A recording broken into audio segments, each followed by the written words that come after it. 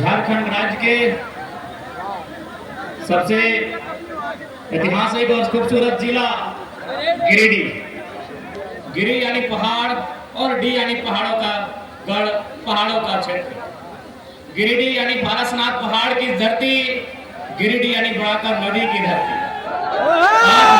इस गिरिडीह की पावन धरती में दूर दराज से चलकर आए हुए जितने भी हमारे अभिभावक, हमारे माताएं बहनें आज के इस कार्यक्रम को सुनने के लिए, समझने के लिए आए हैं, उन सभी को जो आयु में हमसे बड़े हैं उनको एक साथ प्रणाम करते हैं और जो आयु में हमसे छोटे हैं उनको हम ढेर सारा आशीष देते हैं। आज के इस कार्यक्रम में मंच में उपस्थित हमारे पार्टी के तमाम केंद्रीय पदाधिकारीगण, हमारे पार्टी के तमाम प्रमंडलीय, जिला, प्रखंड के पदाधिकारीगण एवं सदस्यगण, आज के इस कार्यक्रम में विशेष रूप से इस कार्यक्रम को संचालन करने के लिए, इस कार्यक्रम को आयोजन में भूमिका का निर्वहन करने वाले गिरिडीह की इकाई, आज के इस कार्यक्रम में उपस्थित जितने भी हमारे लोकतंत्र के चौथे स्तंभ media, press media, print media, electronics media, digital media तथा अन्य जो स्रोत आए हैं, मीडिया के भाई बहनीगण, उन सभी को अभिनंदन, नमस्कार, आदाब, जोहार पेश करते हैं। आज के इस कार्यक्रम में सुरक्षा के दृष्टिकोण से स्थानीय थाना प्रभारी महोदय और उनके तमाम सिपाही कर्मी जो आज आए हुए हैं, उन सभी का भी जोहार करते हैं, नमस्कार करते हैं, आदाब पेश करते हैं। तो आज गिरिडीह की इस पावन धरती से आप तमाम झारखंड वासियों को यह संदेश देना चाहेंगे। आज जब गिरिडीह की बात याद आती है तो 1980-85 का वो दौर याद आता है जब झारखंड के पितामह विनोद बिहारी महतो को गिरिडीह की जेल में कैद किया गया था।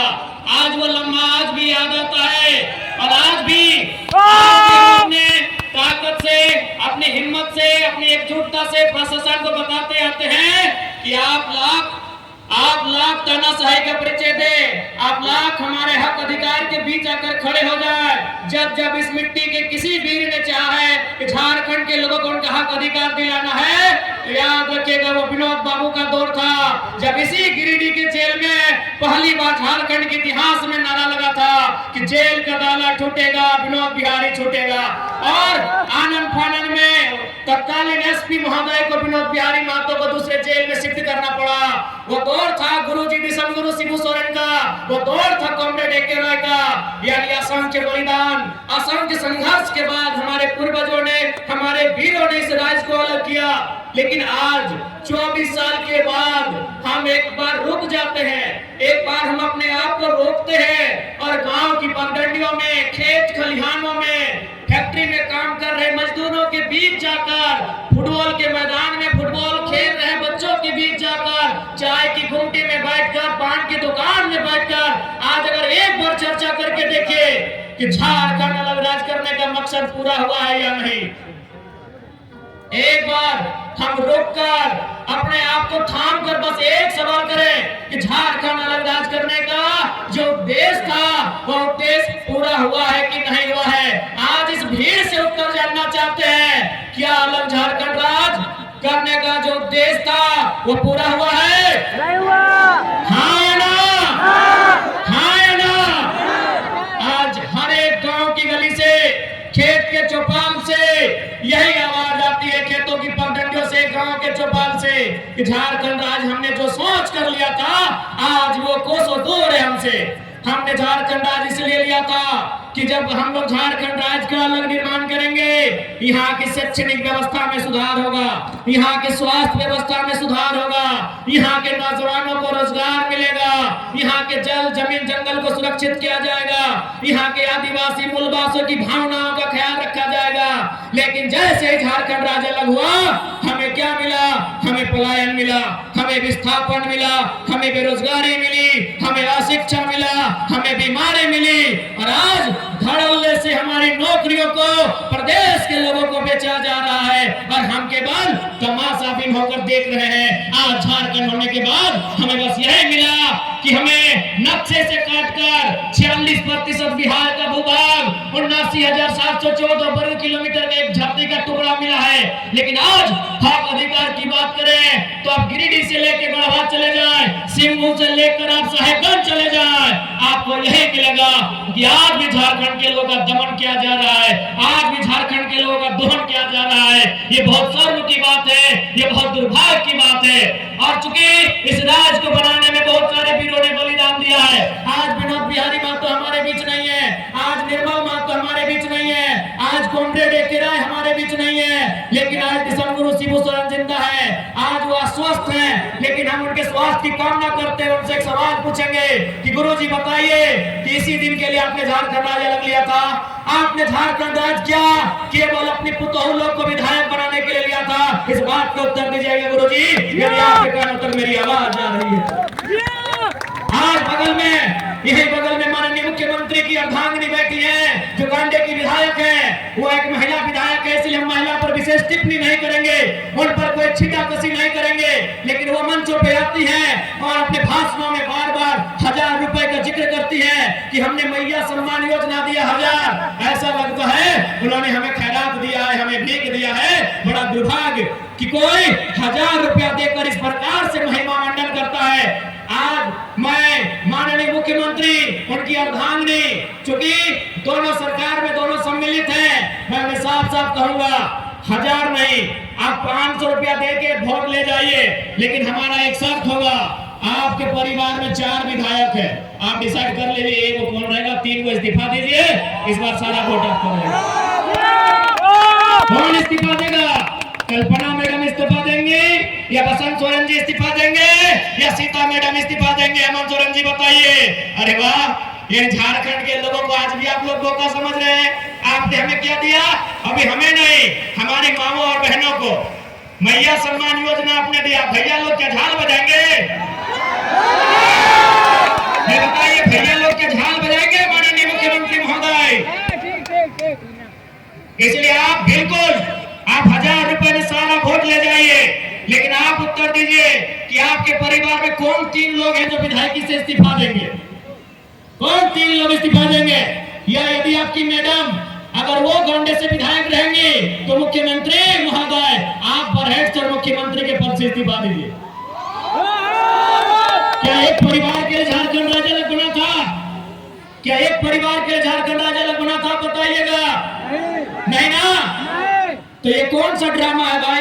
ये कौन सा महिमा मंडन है? आज हमारे राज्य में पलायन बढ़ रहा है, आज हमारे राज्य में बेरोजगारी का दर बढ़ रहा है, आज हमारे राज्य में अशिक्षा का दर बढ़ रहा है, आज हमारे राज्य में मजदूरों की संख्या प्रवासी के रूप में बढ़ रही है, और आप 1000 रुपए देकर हमें अगर बहलाने का कार्य करते हैं तो ये दुर्भाग्य की बात है। और विशेषकर झारखंड के युवाओं, आपको स्पष्ट कहना चाहेंगे, आज देख सकते हैं युवाओं का मकसद होता है कि बढ़िया से पढ़ाई लिखाई हो, अच्छा से कंपटीशन की तैयारी करें और झारखंड की नामधारी परीक्षाओं में बैठे। आज आपको मालूम है सीजीएल के साथ क्या हुआ? मालूम है आपको क्या हुआ सीजीएल के साथ? पेपर लीक का मामला। आज सीजीएल के साथ क्या हुआ? पेपर लीक का मामला। आप सोच के देखिए, सीजीएल की परीक्षा जिसका इंतजार 2015-16 से किया जा रहा था कि नहीं? 2015-16 से सीजीएल की परीक्षा का इंतजार किया जा रहा था। आज 2024 में 28 जनवरी 2024 को सीजीएल की परीक्षा होती है, लेकिन 2 घंटे बाद पुनः पता चलता है कि पेपर लीक हो चुका है, पुनः री एग्जाम लिया जाता है। एग्जाम कब लिया जाता है? 21-22 सितंबर को लिया जाता है। पुनः री एग्जाम में भी पता चल रहा है कि पेपर लीक किया जा चुका है। ऐसे में आप तमाम केवल नौजवान पढ़ने वाले छात्र नहीं, अभिभावक, माताएं, हमारे तमाम अभिभावक, आपको भी गुस्सा आना चाहिए, आपको भी गुस्सा आना चाहिए कि आपने इन सरकारों को क्यों चुना था। आपको मुख्यमंत्री के साले सुदीप सोनू से सवाल करना चाहिए कि आपको हमने सत्ता में क्यों बैठाया था? सीजीएल के पेपर लीक करने के लिए नहीं बैठाया था, आपको सवाल करना चाहिए। लेकिन आज बहुत दुर्भाग्य की बात है, हम व्यस्त हैं, अपने रोजमर्रा की जिंदगी में व्यस्त हैं, हम अपनी चाय की दुकान में व्यस्त हैं, हम अपनी पान की दुकान में व्यस्त हैं, हम अपने दिनचर्या में व्यस्त हैं, हम अपने काम काज में व्यस्त हैं, हम अपने रोजगार में व्यस्त हैं। लेकिन आज यहाँ के राज्य के आपके बच्चों के भविष्य को लाखों रुपए में बेचा जा रहा है। और आपके कानों में अगर जू नहीं रेंग रही है तो याद रखिएगा, केवल सरकार दोषी नहीं है, आप और हम दोषी हैं इस राज्य की बर्बादी के लिए। इस बात को याद रखिएगा। और यदि आप आज याद नहीं रखते हैं, आज यदि आप में राजनीतिक सुचिता का संचार नहीं होता है, यदि आज आप में राजनीतिक चेतना जागृत नहीं होती है, तो आने वाली पीढ़ी आपसे सवाल करेगी, आपकी आने वाली पीढ़ी आपसे सवाल करेगी कि आपने क्यों सवाल नहीं किया। जिन लोगों को आपने सत्ता दिया था उन लोगों से सवाल क्यों नहीं किया। कौन जिम्मेदार होगा? सीजीएल की परीक्षा में धांधली का जिम्मेदार कौन होगा? पारा टीचर की जो समस्या है उसका जिम्मेदार कौन होगा? आंगनबाड़ी की सेविका धरने पर बैठी है, उनका जिम्मेदार कौन होगा? पूरे राज्य में लोग धरने पर बैठे हैं। आज सवाल उठता है कि पूरे राज्य में लोग धरने पर बैठे हैं, इस राज्य में खुशहाल कौन लोग हैं? ये भी हमारे सोचने का सवाल है। और विशेषकर नौजवान साथियों, आपको बताना चाहेंगे, कभी भी आपका ध्यान उस ओर नहीं गया है, आपका ध्यान कभी उस ओर नहीं गया है। हमारा ध्यान नौकरियों की ओर जाता है। एक बहाली में अगर मान के चलिए जेपीएससी की बहाली आती है, 250 सीट होता है, 350 सीट होता है, 350 सीट होता है, लेकिन आपको मालूम है इस राज्य में इनकम का जगह कहाँ है? आपको अभी तक मालूम नहीं है, क्योंकि हमारा माइंड उतना डेवलपमेंट ही नहीं है, हमारे सोचने की शक्ति वहां तक गई ही नहीं है। अरे नौकरी वन टाइम अगर जेपीएससी निकालती है तो 250 सीट ज्यादा नहीं जाता है, लेकिन आपको मालूम है आपके गांव में, आपके पंचायत में, आपके प्रखंड में, आपके जिला में जो भी सरकारी मकान है, जो भी सरकारी भवन है, वहां केवल 2-4 अधिकारी सरकारी होते हैं, बाकी एजेंसियों को ठेका दिया जाता है, बाकी कॉन्ट्रैक्चुअल लेवल पे आधार पे होता है, बाकी टेंडरशिप के आधार पे होता है। आप जो पंचायत भवन देख रहे हैं, उस पंचायत भवन में जो खिड़की का रंग पेंट करने का जिम्मा एजेंसी को दिया जाता है, बल्ब लगाने का जिम्मा एजेंसी को दिया जाता है, उसमें इलेक्ट्रीशियन से लेकर फिटिंग हर एक काम एजेंसी को दिया जाता है। तो सोच के देखिए झारखंड में कितना एजेंसी काम कर रहा है। अरे नहीं करने से भी 30,000 35,000 एजेंसी झारखंड में काम कर रही है, छोटी बड़ी सब मिला के 30,000 से 35,000 एजेंसियां काम कर रही है। एक एजेंसी का टेंडर करोड़ों में होता है। आप उन एजेंसियों का लिस्ट निकालिएगा, 1% झारखंड के लोग नहीं है। आप केवल नौकरी देखते हैं कि बहाली कै गो निकल रहा है पुलिस का, आप इतने इस भीड़ में कै गो कॉन्ट्रैक्टर हैं, इस भीड़ में कै गो एजेंसी के ओनर हैं। आपकी जानकारी के लिए बता दें, आपके बगल में कोई सरकारी स्कूल होगा, हाई स्कूल होगा या +2 होगा, वहां का प्रिंसिपल सरकारी है, वहां का फिजिक्स का टीचर सरकारी है, वहां के केमिस्ट्री का टीचर सरकारी है, लेकिन आपको जानकारी होना चाहिए आईटी, टीटी और स्पोर्ट टीचर सरकारी नहीं है। आईटी का टीचर सरकारी नहीं है, टीटी का टीचर सरकारी नहीं है, स्पोर्ट टीचर सरकारी नहीं है। और आपको यह भी जानकारी होना चाहिए कि आईटी और टीटी का टीचर एग्जाम लिख के नहीं आते हैं, एजेंसी के थ्रू आते हैं। वो एजेंसी भी आपकी नहीं है, वो टीचर भी आपका नहीं है। आज तक झारखंड का ध्यान गया ही नहीं है। झारखंड के नौजवान नौकरी के, ठीक है नौकरी अच्छी बात है, हमारी भी पहली प्राथमिकता नौकरी होती है, लेकिन आप एजेंसी को भूल रहे हैं, आप टेंडरशिप को भूल रहे हैं, आप ठेकेदारी को भूल रहे हैं। अरे पैसा वहां है।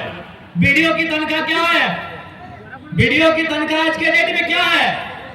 50,000, 1 लाख है। चलिए 1 लाख मानते हैं, चलिए मान लेते हैं बढ़िया पदाधिकारी की तनख्वाह 1 लाख है, तो 12 महीना में 12 लाख, यानी 1 साल का 12 लाख। वो नौकरी कितना करेगा?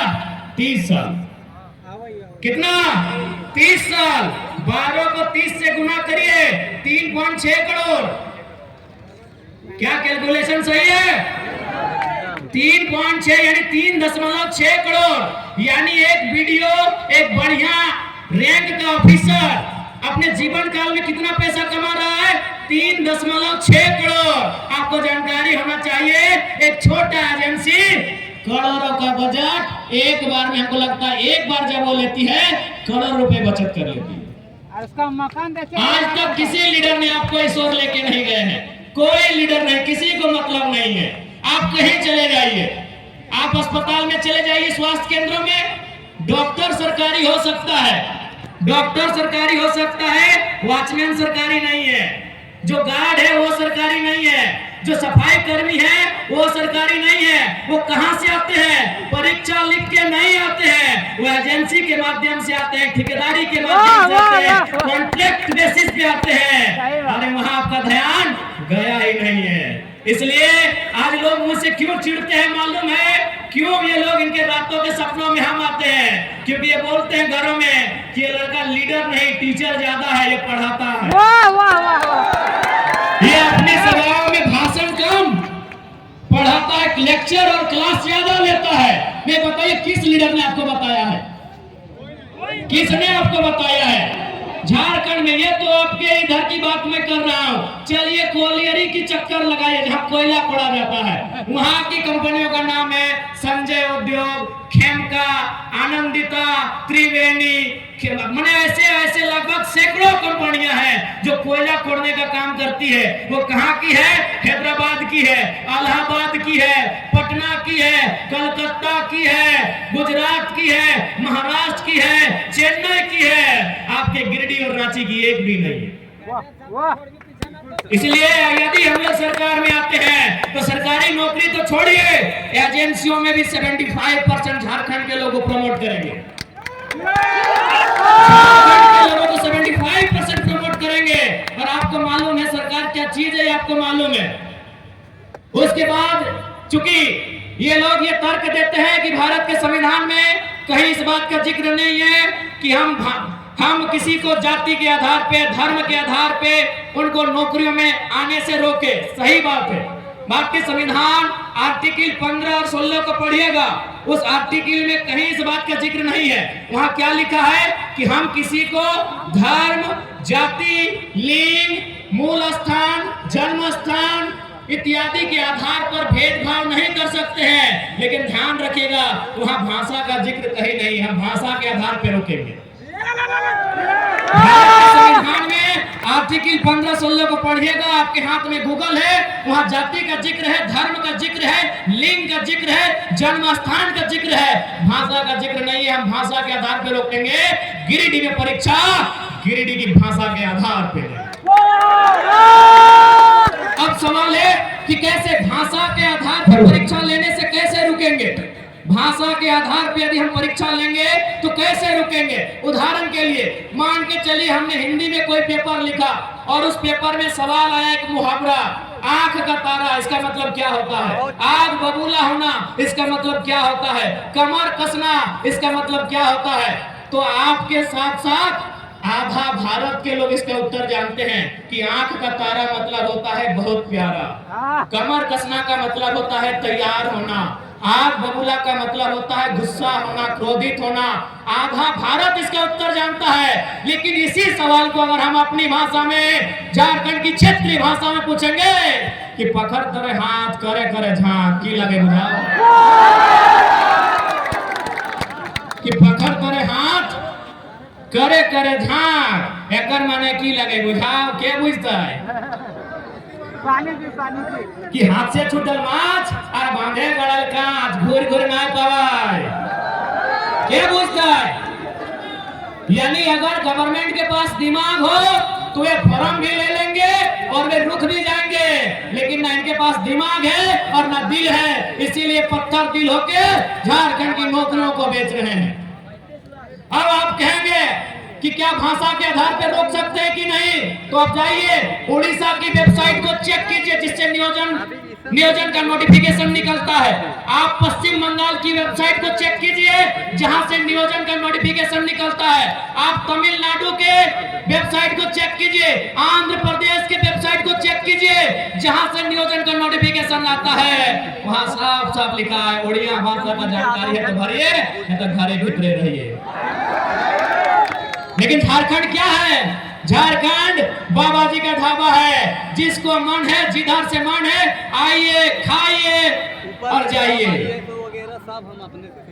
इसलिए आज जो लोग सत्ता में बैठे हैं उन्होंने अपनी राजनीतिक सुचिता का अंत कर लिया है, उन्होंने अपनी राजनीतिक दूरदर्शिता का अंत कर लिया है, उन्होंने अपनी राजनीतिक नैतिकता का अंत कर लिया है। और नहीं तो आज बार बार परीक्षा लीक नहीं होता, बार बार छात्र सड़कों पे नहीं आते। आज हमारे नौजवान, ऐसा लग रहा है बिरसा मुंडा के राज्य में राज्य में हक नहीं, अधिकार नहीं, सरकार से अपना भीख मांग रहे हैं, ऐसा प्रतीत हो रहा है। इसलिए आज तमाम नौजवान, चूंकि नौजवानों को गुस्सा बहुत आता है, लेकिन मुझे दुर्भाग्य है कि आपका गुस्सा अभी क्यों नहीं आ रहा है, आपका गुस्सा सही जगह पे क्यों नहीं आता है। अरे आपका गुस्सा जो ताड़ी गोदाम में आता है, जो माड़ी गोदाम में आता है, जो जुआ खेलते हैं, जो टास की भट्टी में आता है, वह गुस्सा सरकार के सामने क्यों नहीं आता है, ये मेरा आपसे सवाल है। क्यों नहीं आता है आपको गुस्सा इन विधायकों से, क्यों नहीं आता है आपको क्रोध इन सांसदों से जो आपके बच्चों के भविष्य को सौदा कर रहे हैं, उनके सपनों का खंजर भोंक रहे हैं, क्यों नहीं आपको गुस्सा आ रहा है। इसलिए आज तमाम गिरिडीह के वासी और मीडिया के माध्यम से पूरे राज्यवासियों को कहेंगे कि आज आपके पास समय है, आज आपके पास समय है। एक लड़का पारसनाथ के जंगलों से निकलकर आपको पुकार दे रहा है, इस पुकार को अनसुना मत कीजिएगा, नहीं तो 10 साल बाद जो लड़के हमारे भाई लोग आएंगे वो फेसबुक और इंस्टाग्राम से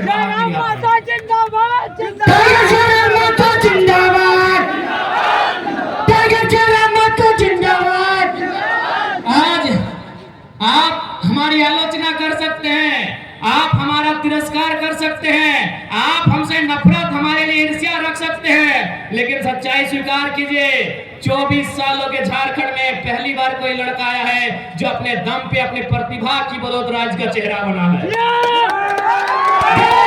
कल्पना सोरेन इसलिए चेहरा बने कि मुख्यमंत्री की अर्धांगिनी है। 24 साल के इतिहास में हमको एक रिपोर्ट कार्ड दीजिए कि कोई एक साधारण सा लड़का 2 साल पहले उसे गांव के लोग ठीक से नहीं जानते थे, आज वो राज्य में चर्चा का विषय है। मैं 24 साल के इतिहास को आपको पढ़ने कह रहा हूं। एक बार एक इतिहास हमको बताइए।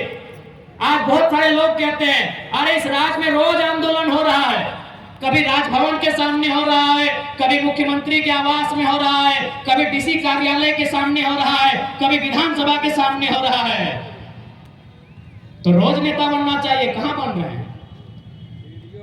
अगर और हम तो जिस आंदोलन की शुरुआत किए थे 50 लड़के थे, मैंने जिस आंदोलन की शुरुआत की थी धनबाद से मात्र 50 लड़के थे, और आज आपके बीच एक चेहरा बन के आया है। क्यों? क्योंकि ये नियति की मांग थी, नियति चाहती थी कि कोई आए सामने तो झारखंड के मुद्दों पे खुल के बात करे, कोई आए सामने तो झारखंडियत पे खुल के बात करे, लेकिन कोई बात नहीं करना चाहता था। वो कहते हैं ना कि बिल्ली से तो हर कोई परेशान है, लेकिन घंटी बांधेगा कौन? घंटी बांधेगा कौन? तो बस मैंने वही काम किया है, मैंने आवाज दिया है, मैंने घंटी बांधने का काम किया है। और आज मैं बिल्कुल तमाम मीडिया के माध्यम से तमाम सरकार को, तमाम जनप्रतिनिधियों को और साथ ही साथ सुपर सीएम मुख्यमंत्री के साड़ो श्री सुदेव सोनू को भी चुनौती देता हूं कि सुन रहे हैं गिरिडीह का झंडा मैदान आपके बाप का है।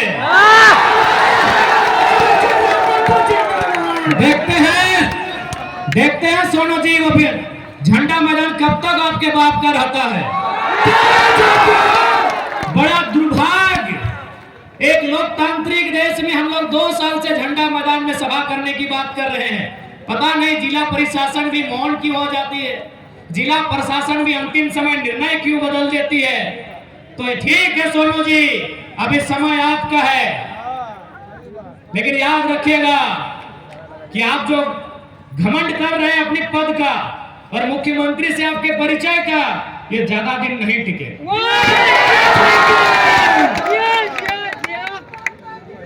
जिंदाबाद जिंदाबाद।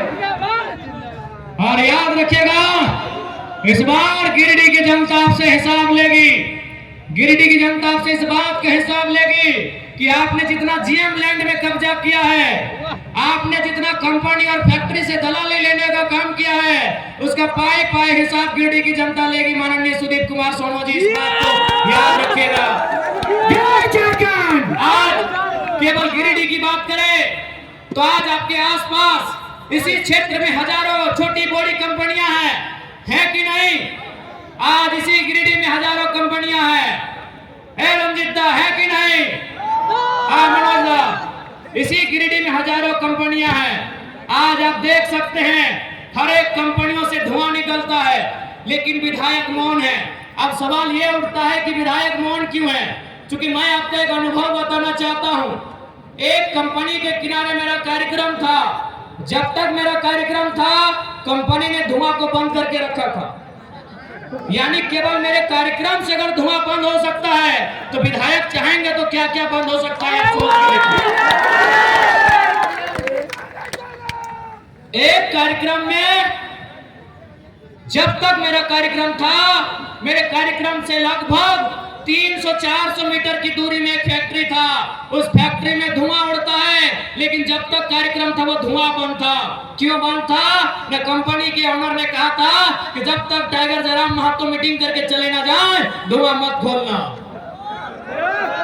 आप सोच सकते हैं, एक लड़का जो ना विधायक है ना सांसद है, अगर उससे इतना खौफ बन सकता है, तो जो लोग संवैधानिक पदों में हैं, उनसे कितना खौफ बनेगा, आप अंदाजा लगा लीजिए। अब सवाल है, क्यों नहीं चाहते हैं? ये क्यों नहीं चाहते हैं? नहीं, ये इसलिए नहीं चाहते हैं क्योंकि इन्हें वो कंपनियां चंदा देती है। ऐसा नहीं है कि जयराम महतो को उन्होंने चंदा का प्रलोभन नहीं दिया। कभी उन्होंने स्कॉर्पियो तो कभी फॉर्च्यूनर जैसी गाड़ियों का ऑफर रखा है, लेकिन हमने एक ही लाइन कहा है कि मैं उस मिट्टी से आता हूं जिस मिट्टी में शहीद निर्मल महतो ने बलिदान देकर झारखंड राज लिया था। आप ये सौदेबाजी उनसे कीजिएगा जो लोग बिकना जानते हैं। हम झारखंड की राजनीति में टिकने आए हैं, और अगर हम टिक गए तो बेईमानों का बहुत बेहतरी से सफाया होगा। बिल्कुल बहुत बेहतरी से सफाया होगा। और मैं आपको कहना चाहूंगा, बहुत सारे लोग आपको कहेंगे कि ये लड़का नौजवान है, कभी कभी एग्रेसिव भाषण देता है, आक्रामक बातें करता है, मारने पीटने की बातें करता है। देखिए भैया, ये मेरा व्यवहार में है तो है।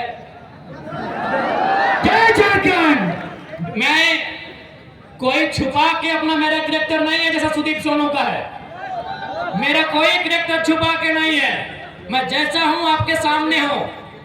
मुझे टी शर्ट पहन के मंच में आना पसंद है, मैं आता हूं। मुझे खाली पांव पसंद है, मैं खाली पांव आया हूं। मैं कोई दिखावटी नहीं हूं, मैं जो हूं सो हूं। लेकिन हाँ, इतना कह देंगे, मैंने 2 साल झारखंड को देखा, बहुत करीब से देखा। लगभग नहीं करने तो 20 करोड़ मुआवजा हम लोग लड़के दिलाए। 20 करोड़ रुपया हम लोग मजदूरों को लड़के दिलाए। कहीं कहीं नहीं भी दिला पाए, ये भी सही है, लेकिन 20 करोड़ और लगभग 1500 नियोजन हम लोग लड़के दिलाए। उस लड़ने के क्रम में झारखंड को मैंने बड़े करीब से देखा कि झारखंड में नियम से बात करने से ये राज नहीं चलेगा।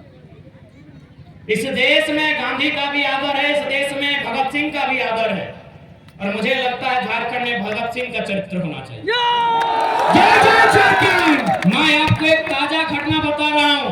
आपने मेरा वीडियो देखा होगा बागबारा में। शायद पहली दृष्टि में आपको भी बुरा लगा होगा कि लड़का क्या बोल रहा है, बदला लेंगे, खून बहेगा, लहू बहेगा। आपके परिवार को हम देख लिए हैं, आपको भी लगेगा चूंकि वो 30-40 सेकंड का वीडियो है, लेकिन असली सच्चाई क्या है अगर आप सुनिएगा तो आपके पांव के नीचे से जमीन खिसक जाएगा। दरअसल बागमारा के उस कोलियरी में 133 मजदूर काम करते हैं। अच्छा, एक बात बताइए, अगर कोई कहीं काम करता है तो उसके काम का कोई प्रमाण होता है कि नहीं? होता है। चूंकि वो कोलियरी में काम करते हैं, यानी बीसीसीएल के अधीन काम करते हैं, लेकिन चूंकि बीसीसीएल ने टेंडर दे दिया है, तो टेंडर दे दिया है तो टेंडर वाली कंपनी का जिम्मा होना चाहिए। लेकिन उस मीटिंग में आप सुन रहे होंगे, टेंडर वाली कंपनी भी बोल रही है कि वर्कर मेरे नहीं है, बीसीसीएल भी बोल रही है ये वर्कर मेरे नहीं है, जबकि उनको पेमेंट भी मिल रहा है, 5600 मिल रहा है, किसी को 6200 मिल रहा है, किसी को 8000 मिल रहा है। तो मैंने वही सवाल किया कि भाई इनको 8000 पेमेंट दे कौन रहा? इनको 8000 पेमेंट दे कौन रहा है? ये बीसीसीएल के वर्कर नहीं है, ये आउटसोर्सिंग कंपनी के वर्कर नहीं है, तो इनको पेमेंट दे कौन रहा है? बस वहीं कोई तीसरा आदमी छुप के बैठा है जो विधायक या सांसद। उनका पेमेंट बढ़ता है 32,000, उनको मिल कितना रहा है? 6,000। बताइए किसका खून नहीं खोले? किसका खून? अगर आप में जरा भी इंसानियत है और आप में जरा भी अन्याय के खिलाफ लड़ने की क्षमता है तो आपका खून खोलेगा ही खोलेगा। पेमेंट कितना बनता है? 32,000। कितना मिल रहा है? 6,000। किसका खून नहीं खुलेगा? अरे वो तो मीडिया चल रहा था, कैमरा था, हमको भी मालूम था कि मीडिया लोग वीडियो ले रहे हैं, नहीं तो बोतल कसम से हम टेबल में पटकने के लिए नहीं उठाए थे।